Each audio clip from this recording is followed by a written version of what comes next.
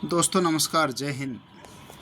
आज आप लोगों से चर्चा कर रहे हैं ये प्रथम क्लस्टर कार्यशाला जुलाई 2025 जो होने वाली है, इसके बारे में बातचीत करेंगे। विषय रहेगा हमारा हिंदी शिक्षण, कि हिंदी का शिक्षण कैसे हमें कक्षा 1 और 2 और 3 और 5 में कैसे करवाना है। आप लोगों को जानकारी दे दूं कि मैं भाई इस बार जो 25-26 में शिक्षा विभाग के द्वारा 4 क्लस्टर कार्यशालाएँ आयोजित हो रही हैं। पहले क्लस्टर कार्यशाला के लिए मॉडल तैयार हुए हैं, जिसमें पहला जो है, इस कार्यशाला में हम सिर्फ कविता शिक्षण से जुड़ी टीचिंग प्रैक्टिसेस के ऊपर ध्यान देंगे और कविता से जुड़े पेडालॉजिकल नोट्स के ऊपर कार्य करेंगे। हिंदी है और हिंदी के साथ पर्यावरण का भी हमने एक बात की है। पर्यावरण पे आपको अलग से एक वीडियो में मिल जाएगा, उस पर भी हमने बात किया है कि पर्यावरण को कैसे पढ़ाना है बच्चों को, किताबें भी बदली हैं, उस पर बात कर रही हैं। तो कुल मिला के अगर अपन देखें तो ये हिंदी शिक्षण पे अपने मोटे मोटे रूप से अगर आप लोगों से मैं बात करूं तो यहाँ पर एक एफएल है, जो आपको याद होगा एफएलएन आपने पढ़ा है, तो उसमें अपन लैंग्वेज को ले रहे हैं। तो फाउंडेशनल जो लैंग्वेज है, तो यानी कि बुनियादी भाषा, उसके आकलन टूल अभी बनाए हैं। उसके आधार पे आप बच्चों से काम कराएंगे। वो टूल जब उनको देंगे, टूल का मतलब है प्रश्न पत्र, जब टूल उनको देंगे तो टूल के आधार पर आप दो चीज़ें कैलकुलेट कर लेंगे कि कुछ बच्चे तो बुनियादी भाषा के ऊपर काम कर पा रहे हैं और कुछ हैं जो बिलो एफएल आ रहे हैं, यानी कि बिलो फाउंडेशनल जो लिटरेसी वाला है, लैंग्वेज का है, उसके नीचे आ रहे हैं। तो उनको हम इस तरीके से क्या करेंगे, शुरू में अभी ग्रुपिंग करेंगे। ये योजना है हमारी अभी 2 महीने की, 2 महीने के बाद फिर अलग उस पर है। तो ये 2-2 महीने के गैप पे आपके 4 कार्यशालाएँ होनी हैं। और सबसे फ़ायदेमंद है कि भाई जो अभी हम ये क्लस्टर वर्कशॉप हो रही है, इसमें 2 महीने के लिए आपको जो बताया जा रहा है आप उसी को चरणबद्ध तरीके से करें। मैं 100% कहता हूँ कि बच्चों में अमूमन जो हम चाहते हैं, हमारे उद्देश्य हैं, शिक्षण उद्देश्य, वो ज़रूर प्राप्त करेंगे, वो दक्षताएं उनमें ज़रूर विकसित होंगी। अब देखिए यहाँ पर जो है बुनियादी भाषा आकलन टूल की दक्षताओं पे बात कर रहे हैं। अब इसमें जो इस बार हमें दिया गया है वो सिर्फ है कि कविता शिक्षण में कैसे करवाना है बच्चों को, कक्षा 1 और 2 और 3 और 5। तो इसके उद्देश्य क्या हैं? कविता से जुड़े हुए संदर्भ अनुभवों पर बातचीत करना। आप कक्षा में जाते हैं, कोई भी है, तो सबसे पहले उसके अनुभवों पर बातचीत करें। फिर कविता के चित्र जो दिया है, उस चित्र पर बातचीत करें। हाव भाव से कविता सुनाना और सुनना, उस पर काम करें। कविता से विषय वस्तु पर बातचीत करना। कविता पठन चार्ट बोर्ड पर अंगुली फेर कर पढ़ाना, बहुत ज़रूरी है कि अंगुली फेर कर उसको पढ़ाएं। कविता के मुख्य शब्दों, अब देखिए मैं आपको यहाँ बता दूँ, कक्षा 1 और 2 में तो जो कक्षा 1 के लिए तो स्कूल रेडीनेस प्रोग्राम है, 3 महीने तक चलेगा वो। ऐसे बच्चे जो भाई LKG, नर्सरी, LKG, UKG नहीं पढ़ के आए हैं, उन पे करेंगे हम काम। और अधिकतर वैसे अगर हम दोहराव भी करवा दें तो सभी बच्चों पे ये अच्छा काम करेगा। तो हमें एक उसकी वर्कबुक आप लोगों को दी गई है, उस कार्य पुस्तिका को पढ़ें और उसके अनुसार आप ये स्कूल रेडीनेस प्रोग्राम 3 महीने का है, इस पर काम करें।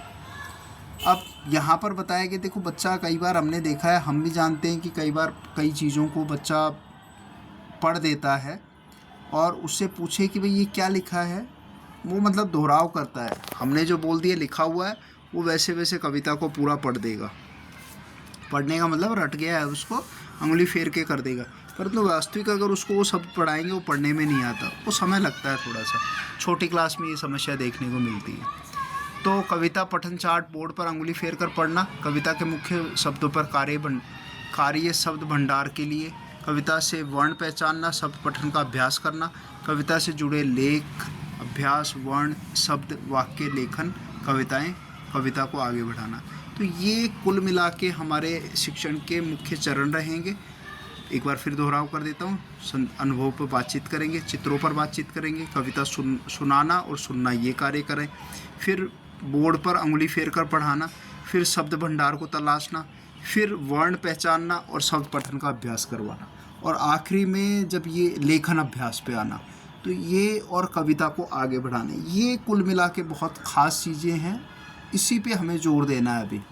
तो इन चरणों के जरिए होने वाली टीचिंग प्रैक्टिस को अगर अपन देखें तो बच्चों से कविता के शीर्षक, पात्रों, चित्रों आदि पर चर्चा करते हैं। जैसे कविता किसके बारे में है, कविता में कौन कौन है और क्या हो रहा है।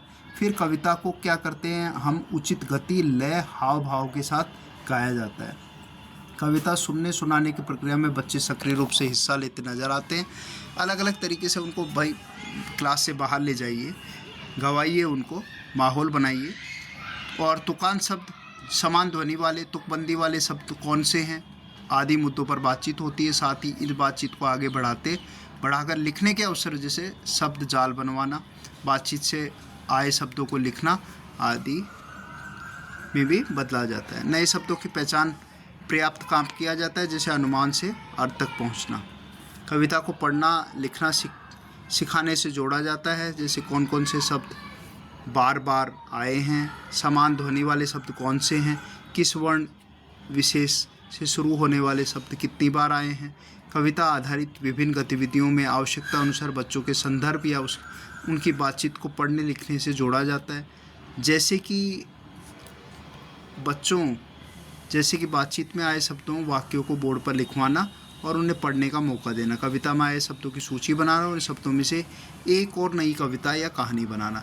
ये कुल मिला के, ये अगर इस स्टेप से हम काम करेंगे, ये बहुत शानदार चीज़ है कि आखिर में उनसे कहानी बनवाना बहुत ज़रूरी है। अब ये समूहवार कार्य दिए हैं, जैसे मैं आपको 1-2 समूह का बताऊँगा। एक डेमोन्स्ट्रेशन है इसमें। जैसे प्रथम समूह ये है कविता से जुड़े अनुभव पर बातचीत करना, कविता के चित्रों पर बातचीत करना, कविता हाव भाव से सुनना व कविता पर बातचीत। फिर आप ये चलिए, क्या है टीचिंग प्रैक्टिस में, बच्चों से कविता के शीर्षक, पात्रों, चित्रों आदि पर चर्चा करते हैं। कविता किसके बारे में है, कविता में कौन कौन है, क्या हो रहा है। ये जब पाठ योजना आप बनाएंगे ना, उसमें ये बिंदुओं को लिख सकते हैं। कविता को उचित गति व लय भाव से गाया जाता है। कविता को पढ़ना लिखना सीखने से जोड़ा जाता है। रेखांकित शब्दों पर पढ़ाया जाता है, अर्थ बताया जाता है। तुकान शब्द या समान ध्वनि वाले शब्द कौन से हैं आदि मुद्दों पर बातचीत होती है। साथ ही बातचीत को आगे बढ़ाकर लिखने के अवसर, जैसे शब्द जाल बनाना, बातचीत में आए शब्दों को लिखना आदि को बदला जाता है।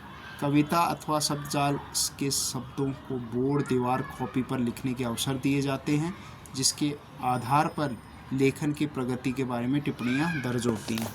और बच्चों से कविता, और लास्ट में यही है कि भाई उसको कविता को आगे बढ़ाने और उसके अवसर दिए जाएं। तो कुल मिला के यहाँ पर 2 चीज़ों पर काम किया जा रहा है, एक मौखिक और लिखित के ऊपर। मौखिक अभिव्यक्ति, कोई छोटा बच्चा है तो वो मौखिक ही जानेगा, और बाद में जब 3 और 5 पे आ जाता है तो वो लिखित पढ़ेगा और लिखेगा भी, दोनों चीज़ों पे काम करेगा।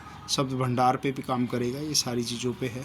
तो ये कुल मिला के अगर मैं आपको इसका कार्यशाला का निचोड़ बताऊं, तो हमें इन बिंदुओं पर अगर काम करेंगे, ये जो मुख्य बताए हैं, ये जो टीचिंग प्रैक्टिसेस हैं, यही इस कार्यशाला का मुख्य उद्देश्य है कि कैसे हमें 2 महीने तक बच्चों को कविताओं को पढ़ाना है, उस पर काम करना है।